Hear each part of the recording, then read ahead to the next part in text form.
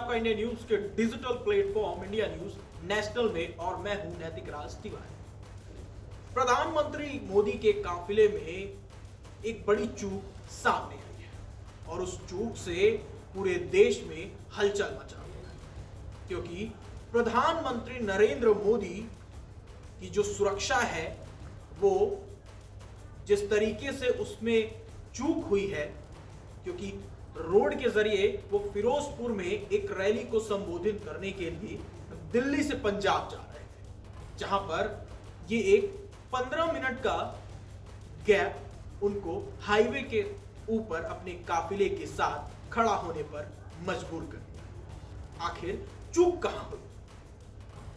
प्रधानमंत्री नरेंद्र मोदी, आतंकी कई ऐसे संगठन हैं जो उनके ऊपर घात लगाकर हमला करने के लिए तैयार बैठे हैं, जहां पर हर रोज उनके काफिले में इस्तेमाल जो तमाम सुरक्षा कर्मी हैं वो बदले जाते हैं, क्योंकि कहते हैं ना कि कभी भी एक के ऊपर भरोसा नहीं किया जा सकता। लेकिन जब देश में इस तरीके से सुरक्षा चौकचौबंद हो तो भाई सभी पे भरोसा किया जा सकता है। लेकिन सबसे बड़ी बात यह है कि प्रधानमंत्री मोदी जब फिरोजपुर के लिए रवाना हुए तो दिल्ली से एक रिपोर्ट पंजाब को गई कि प्रधानमंत्री मोदी जिन सड़कों से जा रहे हैं क्या वो सुरक्षित हैं। जब वहां से ग्रीन सिग्नल मिला तब प्रधानमंत्री मोदी का काफिला सड़कों से होते हुए गुजरते हुए पंजाब के लिए निकला, जहां पर इस तरह की घटना हुई। आखिर प्रधानमंत्री के काफिले में इस तरीके का चूक होना कहां तक सही?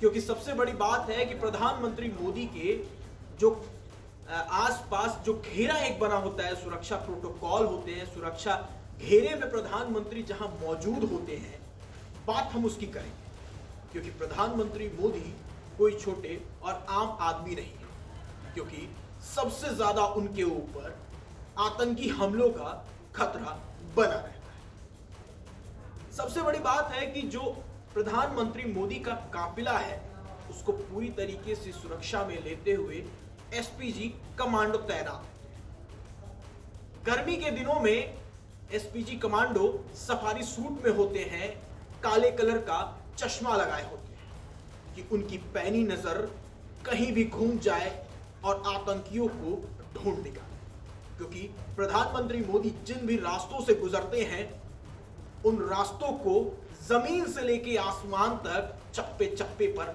छान लिया जाता है। लेकिन जब इस तरीके से छानने के बाद पंजाब की सरकार और पंजाब के सुरक्षा में तैनात पुलिसकर्मी और वहां के तमाम अमला अधिकारी जो मौजूद थे, उन्होंने जब सुरक्षा के पूरे इंतजाम को ग्रीन सिग्नल दे दिया तो बावजूद इसके इस तरीके का जो घटना हुआ है वो कहां तक सही? जब सभी को पता है कि प्रधानमंत्री मोदी के ऊपर कभी भी आतंकी हमला किया जा सकता है। तो चलिए हम लोग शुरू करते हैं कि प्रधानमंत्री मोदी का जो सुरक्षा प्रोटोकॉल है वो किस तरीके से तैयार होता है, उसमें कौन कौन से लोग शामिल होते हैं और क्या क्या चीजें मौजूद होती हैं। प्रधानमंत्री मोदी की सिक्योरिटी मनमोहन सिंह जो पूर्व प्रधानमंत्री रह चुके हैं, उनकी सिक्योरिटी से भी ज्यादा टाइट सिक्योरिटी प्रधानमंत्री मोदी का होता है। सुरक्षा, क्योंकि जब से प्रधानमंत्री बने नरेंद्र मोदी तब से उनके ऊपर बहुत सारे आतंकी गतिविधियों को लेकर सुरक्षा इनपुट मिले हुए हैं कि कभी भी उनके ऊपर हमला हो सकता है। प्रधानमंत्री मोदी की सुरक्षा में विभिन्न घेरों के तहत 1000 से ज्यादा कमांडो तैनात रहते हैं, क्योंकि ये जो घेरा है प्रधानमंत्री मोदी का, उस घेरे के अंदर देश के प्रधानमंत्री को सुरक्षा रखने की जिम्मेदारी होती है, जहां प्रधानमंत्री को किसी भी प्रकार के आतंकी हमले, किसी भी प्रकार के छोटी सी चूक के लिए वहां पे कमांडो तैयार होते हैं। प्रधानमंत्री मोदी की सुरक्षा वाली बुलेट प्रूफ BMW 7 में सफर करते हैं, क्योंकि वो बहुत ही हाईटेक होती है। यहां तक कि ये भी कहा जाता है कि प्रधानमंत्री का जो बुलेट प्रूफ कार है उसके ऊपर ना किसी गोली ना किसी बम का कोई भी उस कार पर असर होता है। आपको बता दें कि उनके काफिले में उनके साथ साथ 2 जोड़ी और भी गाड़ियां चलती हैं जो हूबहू उनकी कार के साथ मैच करती हैं, जिससे आतंकियों को हमला करने में बहुत ज़्यादा परेशानी होती है, क्योंकि जो सुरक्षा चौकंद वहां पे जो मौजूद होते हैं प्रधानमंत्री के, वो जो टाइट प्रोटोकॉल होता है उनकी सुरक्षा को लेकर, वो तमाम सुरक्षा इसमें आते हैं। प्रधानमंत्री मोदी के काफिले में सबसे पहले दिल्ली पुलिस सिक्योरिटी स्टाफ की गाड़ी सायरन बजाती हुई आगे चलती है। उसके बाद आती है एसपीजी की गाड़ी, फिर 2 गाड़ी आती हैं वहां पे उनके बगल में। इसके बाद लेफ्ट और राइट साइड में 2 गाड़ियां आती हैं और बीच में रहती है प्रधानमंत्री मोदी की गाड़ी। मोदी के काफिले के जो चारों तरफ कारें होती हैं वो एसपीजी खुद चेक करती है कि उन गाड़ियों के अंदर कुछ ऐसा छुपा तो नहीं है। और जब प्रधानमंत्री मोदी का काफिला चलता है तो आप जरूर देख सकते हैं कि दाहिने और बाएं तरफ एक एंटीना नुमक एक गाड़ी होती है जो 100 मीटर जो दायरा होता है प्रधानमंत्री मोदी के गाड़ी का, उसके दाहिने और बाएं दोनों तरफ जो 100 मीटर का जो दायरा होता है उसको लेकर कहीं वहां पे कोई विस्फोटक पदार्थ तो मौजूद नहीं है। वो थोड़ा सा भी कुछ भी होता है तो तुरंत इंडिकेट करना शुरू कर देती है। प्रधानमंत्री मोदी के काफिले में एक एम्बुलेंस भी साथ चलती है और दिल्ली पुलिस की जिप्सी हमेशा आगे और पीछे मौजूद होती है।